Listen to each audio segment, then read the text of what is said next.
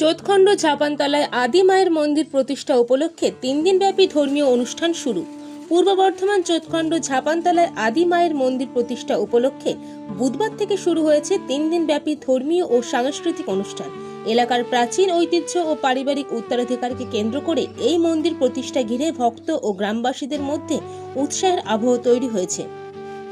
মন্দিরের সঙ্গে জড়িয়ে রয়েছে কয়েক প্রজন্মের ইতিহাস। জানা যায়, চোতখণ্ডের শেষ জমিদার পঞ্চানন পাত্র প্রথমে স্থানীয় শ্মশানে আদি মায়ের আরাধনা করতেন। সেই সময় সেখানে পঞ্চমুণ্ডির আসনও ছিল। বর্তমানে শ্মশান এলাকায় একটি ভগ্নপ্রায় ঘর এখনও সেই ইতিহাসের সাক্ষ্য বহন করছে বলে দাবি পরিবারের সদস্যদের। পরবর্তীকালে পঞ্চানন পাত্রের পুত্র তারাপদ পাত্র এবং তার পুত্র তথা পঞ্চানন পাত্রের নাতি নিতাইচাঁদ পাত্র দীর্ঘ প্রায় 50 বছর ধরে নিজেদের আদি বাড়িতে মায়ের পূজা চালিয়ে যান। পরে ঝাপানতলায় নিজে বসত ভিটেতে মায়ের পূজার আয়োজন শুরু হয়। জীবদ্দশায় নিতাইচাঁদ পাত্র মন্দির নির্মাণের কাজ শুরু করলেও তা সম্পূর্ণ করে যেতে পারেননি। তার মৃত্যুর 1 বছরের মধ্যেই পরিবারের সদস্য ও এলাকাবাসীর সহযোগিতায় মন্দির নির্মাণের কাজ শেষ হয়। বাংলা 1433 সালে 2রা আষাঢ়ে আনুষ্ঠানিকভাবে মন্দির প্রতিষ্ঠা করা হচ্ছে। এই উপলক্ষে 3 দিন ধরে নানা ধর্মীয় অনুষ্ঠানের আয়োজন করা হয়েছে। অনুষ্ঠানের প্রথম দিনে বৃক্ষরোপণ কর্মসূচি, সারাদিন ব্যাপী নাম সংকীর্তন, বিভিন্ন যজ্ঞ এবং নিশিরাতে বিশেষ পূজার আয়োজন রয়েছে। সারা রাত ধরে মায়ের আরাধনা চলবে বলে জানিয়েছেন উদ্যোক্তারা।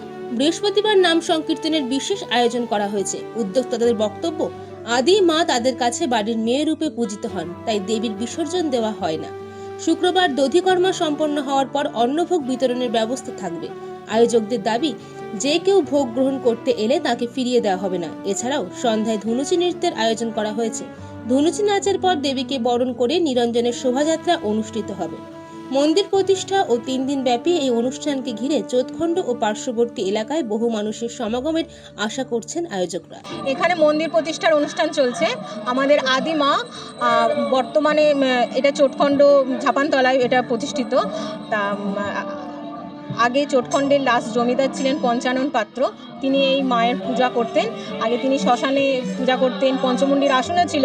চোতখণ্ডের যে শ্মশান আছে, দেখলে আপনারা রাস্তা দিয়ে গেলে দেখতে পাবেন যে ভাঙা একটা ঘর আছে। ওই ঘরেতে উনি শ্মশান জাগাতেন, পঞ্চমুণ্ডির আসন ছিল। তারই বংশধর হচ্ছি আমরা। তো দীর্ঘদিন তিনি ওখানে পূজা করতেন। তারপরে তার পুত্র হচ্ছে তারাপদ পাত্র, তার পুত্র হচ্ছে নিতাইচাঁদ পাত্র, সে তার মানে পঞ্চানন পাত্রের নাতি।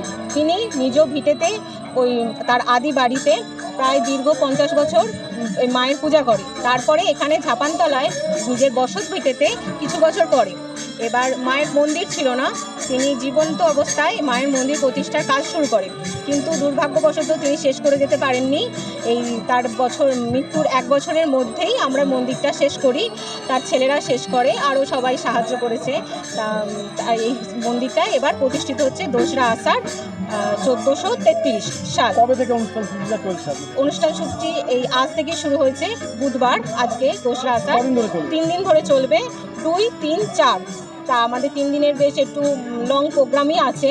আজকে বৃক্ষরোপণের ব্যবস্থা আছে, সারাদিন নাম সংকীর্তন চলছে, বিভিন্ন যজ্ঞ হচ্ছে, সারা রাত মায়ের পূজা হবে। মায়ের আমাদের নিশিরাতের পূজা, নিশিরাতে সারা রাতই পূজা হবে, সকাল হয়ে যায় পূজা হতে। আর আগামীকাল বৃহস্পতিবার মাকে আমরা নিরঞ্জন দেব না, যেহেতু মা আমাদের বাড়ির মেয়ে রূপে পূজিত হয়। তা মেয়েকে আমরা বিসর্জন কখনোই দেব না। আর কালকে আমরা নাম সংকীর্তনের আর একটা ব্যবস্থা করেছি সন্ধ্যের পর। আর শুক্রবার দিন মায়ের দই কর্মার হওয়ার পর একটা অন্নভোগের ব্যবস্থা আছে। সকল গ্রামবাসী যে যা আসবে যেখান থেকে, আমরা ফেরাবো না ভেবেছি। এবার মায়ের ভোগ যার থাকবে সে অবশ্যই পাবে। তারপরে সন্ধ্যের পর ধুনুচি নাচ আছে। ধুনুচি নাচের পর মাকে বরণ করে মাকে নিরঞ্জনের পথে নিয়ে যাওয়া হবে।